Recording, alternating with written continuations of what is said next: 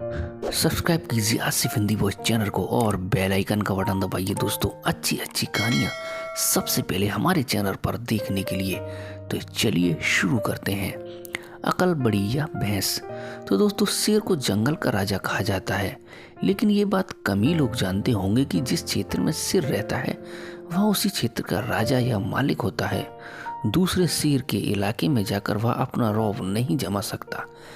ऐसे ही एक इलाके में एक शेर रहा करता था।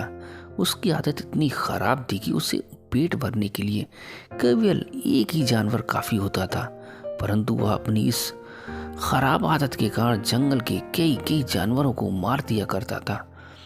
उसकी इस हरकत के कारण जंगल में जानवरों की संख्या घटने लगी थी। एक दिन जंगल के जानवरों ने मिलकर एक सभा बुलाई। उस सभा में जंगल के सभी पशु पक्षियों ने भाग लिया। सभा में तय किया गया कि शेर राजा के पास जाकर उससे कोई समझौता किया जाए, जिससे कि वह बेकारी जंगली पशुओं को न मारा करे। वे सारे इकट्ठा होकर वहां पहुंचे। वे जुलूस की शक्ल में राजा के पास पहुंचे। जुलूस में उन्होंने शेर की तारीफ में नारेबाजी की। शेर ने अपनी तारीफ के नारे सुने तो वह बड़ा खुश हुआ। उसने जुलूस में आए सभी जानवरों ने अपने पास बुलाया और आने का कारण पूछा। लोमड़ी ने सबसे आगे बढ़कर शेर महाराज को प्रणाम किया और कहा, राजन, हम सब आपकी प्रजा हैं, इसलिए हम अपने दुख की बात आपसे निवेदन करने आए हैं। श्रीमान, बात यह है कि यदि आप अपना दिल बहलाने के लिए हम में से प्रतिदिन 10-10 जानवरों को मारते रहेंगे तो कुछ ही दिनों में जंगल के सभी जंतु समाप्त हो जाएंगे। इससे हमारा वंश तो नष्ट हो ही जाएगा, अपितु आपको भी कठिनाई का सामना करना पड़ेगा। आपको अपना पेट भरने के लिए मांस मिलना असंभव हो जाएगा। इसलिए हम आपसे प्रार्थना करते हैं कि आप पशुओं को व्यर्थ में मारना बंद कर दें। लोमड़ी की बात शेर ने गौर से सुनी, फिर बोला, तुमने ये बात तो बड़ी समझदारी की है लोमड़ी रानी, किंतु तुमने ये बात नहीं सोची कि यदि मैं तुम लोगों का शिकार न करूं तो खाऊंगा क्या? अरे, मैं तो भूखा मर जाऊंगा। लोमड़ी ने कहा, महाराज, ये बात सोच विचार कर हम लोग आपके पास आए हैं। हमने तय किया है कि हम बारी बारी आपको अपना एक एक पशु देंगे और आप उसे खाकर अपना पेट भर लिया करना। लोमड़ी के प्रस्ताव शेर को पसंद आया। उसने सोचा उसे घर बैठे उसकी खुराक मिल जाया करेगी, इससे उसे मेहनत भी नहीं करनी पड़ेगी। और उस दिन के बाद रोजाना एक पशु शेर महाराज के भोजन के लिए जाने लगा। एक दिन एक खरगोश की बारी आई। खरगोश को शेर के पास जाना था। खरगोश अपने घर से चला पड़ा, किंतु वह समय पर शेर के पास नहीं पहुंचा। वह एक कुएं पर बैठकर शेर को मारने की प्लानिंग कर अपनी जान बचाने की योजना बनाने लगा।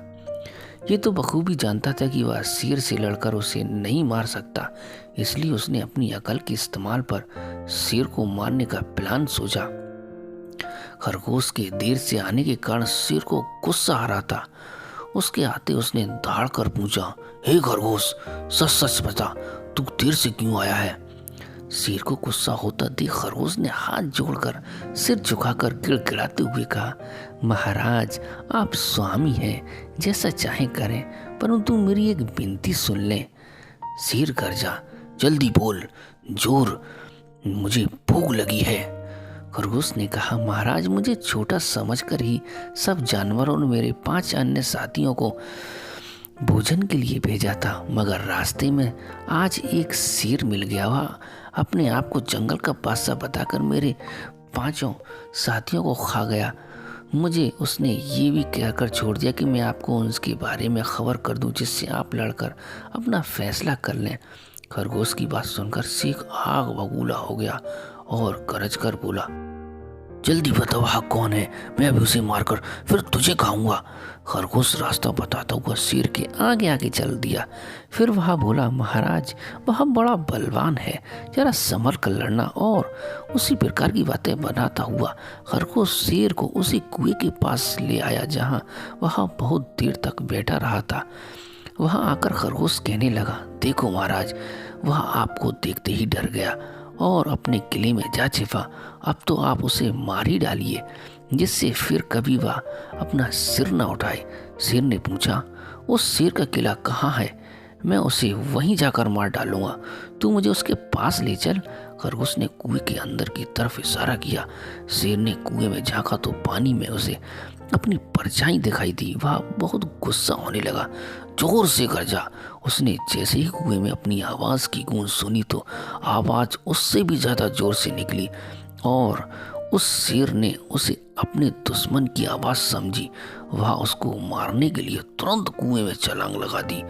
जैसे ही कुएं में छलांग लगाते ही खरगोश तुरंत कुएं की मांद पर चढ़ गया और उसे कुएं में के पानी में डूबता हुआ देखकर वह खुश होता हुआ नाचने लगा। फिर जब उसने देख लिया कि शेर पानी में डूब चुका है तो वह बहुत खुश होकर अपने घर की ओर खुशी खुशी चल दिया। शाम को उसने सब जानवरों को शेर की मरने की खुशखबरी सुनाई। उसकी बात सुनकर बड़े बड़े जानवरों को यकीन न हुआ। वे कुएं पर गए तो उन्होंने मरे हुए शेर को कुएं के पानी में तैरते हुए पाया। फिर सबने खरगोश की अकल की दाद दी और अब उन सब की जिंदगी अकेले खरगोश ने अपनी अकलमंदी से बचा ली। दोस्तों इस कहानी से ये सीख मिलती है। एक पुरानी कहावत है, अकल बड़ी या भैंस। इस कहावत में भैंस को अकल के संबंध में बताया गया है, मगर इसका मतलब ये नहीं कि भैंस अकल से बड़ी हो जाएगी। बड़ी तो अकल होती है, क्योंकि यदि अकल से काम लिया जाए तो छोटे से छोटा जानवर या आदमी भी बड़े से बड़े 30 मार्का को मात दे सकता है।